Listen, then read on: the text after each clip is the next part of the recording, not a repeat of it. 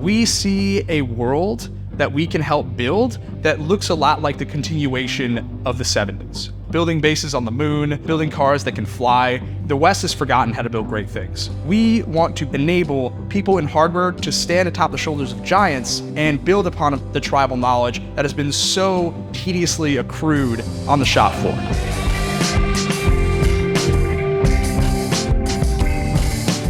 Before the 1970s, engineers and manufacturers were connected by one thing. That was the blueprint. In like the late 70s, early 80s, CAD software emerged and became ubiquitous. The blueprint was fractured into two parts. CAD software on the design side and these things called work instructions on the build side. Think IKEA assembly instructions for more than just furniture, basically anything around you. Our goal is to build the 21st century update to the blueprint and bring these guys closer and closer together until we reunite the blueprint. Peter and I actually met in our freshman year of undergrad. We were both electrical engineering undergrads.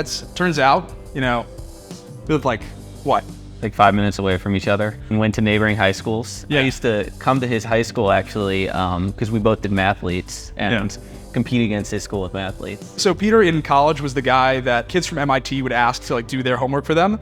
So I was working at Northrop Grumman, worked on some cool radar stuff. When they ran out of electrical engineer work to give me, they gave me some mechanical engineer work. When they ran out of mechanical engineer work to give me, they gave me some technician work. I got to do a little bit of assembly, a little bit of test. When I was on the shop floor, I got to see how archaic all the infrastructure was on the manufacturing side of things, while being the most advanced companies in the world on the engineering side of things. To be honest, it's a little scary to know that the manufacturing world is so behind on the times and that these instructions are still the same that they were in the 70s and the 80s. And it's a little scary and disappointing to know that we could be so much better technologically and build much cooler things if we were able to just improve the bottlenecked part of this process. And it's really exciting to think about the heights that we could go to once we actually do achieve that. At the time, Peter was over at Amazon doing software. We're best friends and we were both reading the same book series, Isaac Asimov's Foundation series, and we had been talking about the future of humanity being interplanetary 25,000 years from now. We said, what can we do about this? What can we do with our backgrounds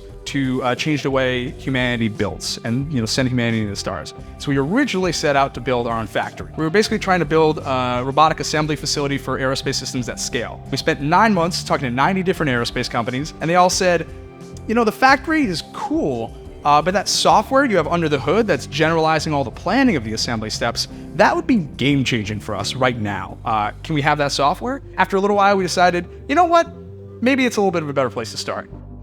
A large portion of the process today looks like you spend months CADing up some assembly, you send it to the shop floor to go get built. Nowadays, when a manufacturing engineer is drafting up a work instruction, they get a CAD file over email. They basically take the CAD file, pull it apart, figure out what order to do all the assembly in extremely manually, take hundreds of screenshots, take all those screenshots, throw it together into a PowerPoint or a Word doc, and type up all these manual instructions over the course of weeks or months. It is agonizing. If they really want to get fancy, you have them generating animations, which literally amounts to clicking a part, pulling it in some direction, saving that animation, doing the same for the next step and the next step and the next step. Only several months later does the technician actually start working on the thing, only to find out, hey, you can't actually fit these things together in the real world. It takes months or even years to hear back about that feedback. And ultimately, by the time the technician redlines and gets that feedback back from the mechanical engineer who originally designed the thing, that guy doesn't work there anymore. Average age of a manufacturing employee in the US is 55. A lot of the tribal knowledge and a lot of the information that they know about how to jiggle apart in the right way to get it to fit together with the rest of the assembly, that lives in the minds of these 55-year-old manufacturing folks. Unless they are able to write that down somewhere, that's lost forever once they retire. And that is something that is mortifying basically any company that makes anything in the past 10, 15 years.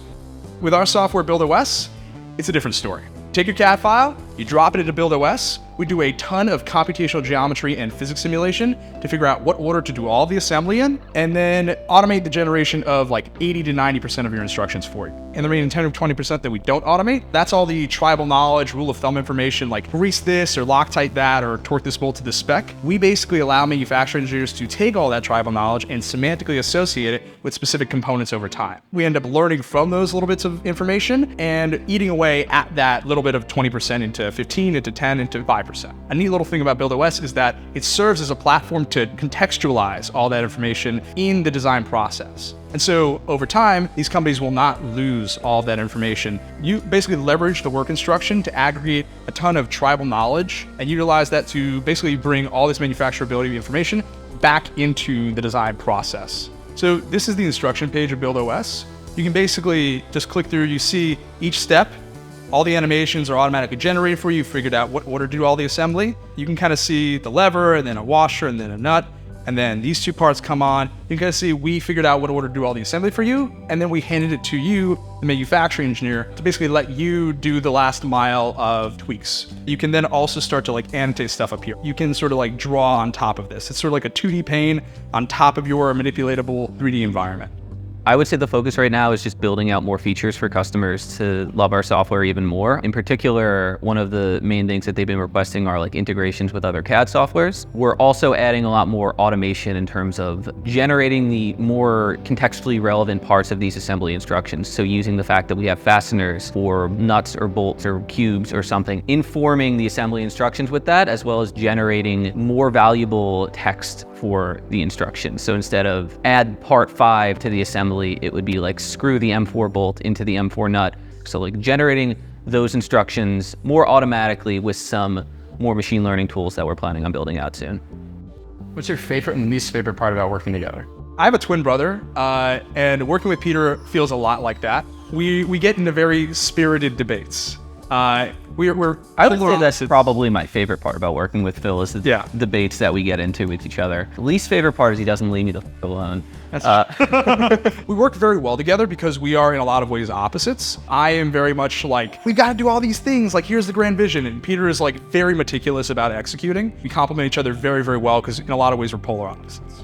The Nobel Prize for quantum mechanics was awarded to 3 people: Schrödinger, Heisenberg, and Dirac. Everybody knows Schrödinger and Heisenberg, nobody knows Dirac. Very similar to the problem that we care a lot about. Engineers love to build software for other engineers. Nobody builds software for technicians or manufacturing folks that's actually useful. And so that's what we're doing. Working on something that we have total ownership over here and that we know that can change the world someday in terms of how things are manufactured is like really exciting.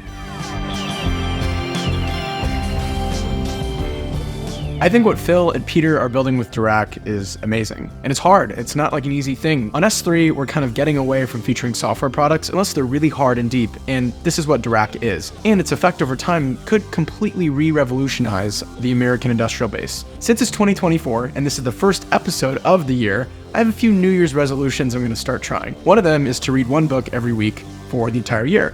And I'm going to pair it with the episodes I feature on S3 so I can learn more about the companies and the problems they're tackling. For this episode on Dirac, I read Freedom's Forge by Arthur Herman. Freedom's Forge is a severely underrated book. It's incredible from a historical perspective, from a nerdy numbers perspective, as well as just like really paints a different picture of how World War II might have gone. To recap it in short, when World War II was beginning to kind of kick off and Europe was having a hard time defending itself from Nazi Germany, only 1/5 of Americans at the time were in favor of going to Europe and fighting in the Pacific to defeat the Axis powers. Roosevelt basically was like, we need to build a bunch of stuff.